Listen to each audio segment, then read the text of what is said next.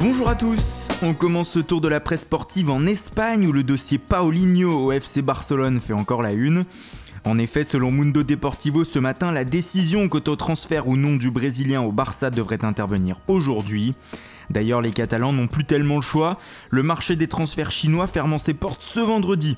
On devrait donc savoir dans la journée si Guangzhou accepte ou pas l'offre de 25 millions d'euros émise par le Barça. Dans Sport, c'est Andrés Iniesta qui se livre sur sa prolongation de contrat.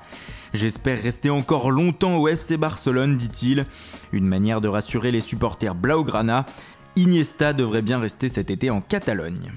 En Italie, le Corriere dello Sport amène ce matin un rebondissement dans le dossier Nemanja Matic. Alors que le milieu de terrain de Chelsea était très proche de Manchester United, le quotidien italien croit savoir que l'Inter Milan se serait aussi positionné sur le Serbe. Le transfert de Romelu Lukaku vers Old Trafford aurait retardé les dernières négociations et les dirigeants italiens pourraient s'aligner sur les 40 millions d'euros demandés par Chelsea. Steven Nzonzi du FC Séville et Mathias Vecino de la Fiorentina seraient aussi pistés.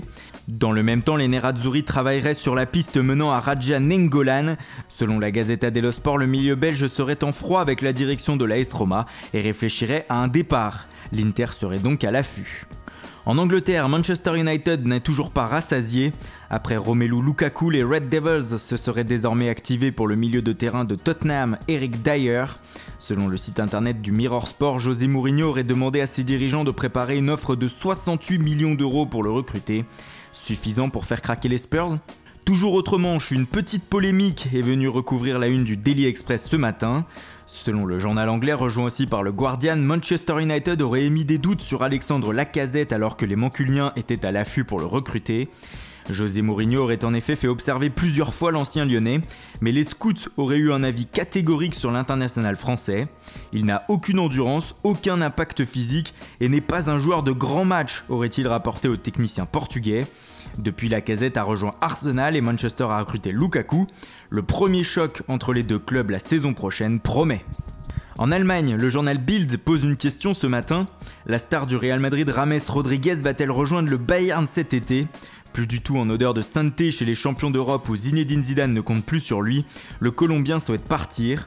Manchester United semblait être en pôle pour l'accueillir, mais les Bavarois, à en croire le quotidien, seraient eux aussi entrés dans la danse. Enfin, on termine en France où le quotidien L'Équipe fait de nouveau sa une sur Kylian Mbappé et le Paris Saint-Germain. Ce matin, le journal français révèle que Unai Emery a rencontré en personne le père du prodige français avec Antero Henrique.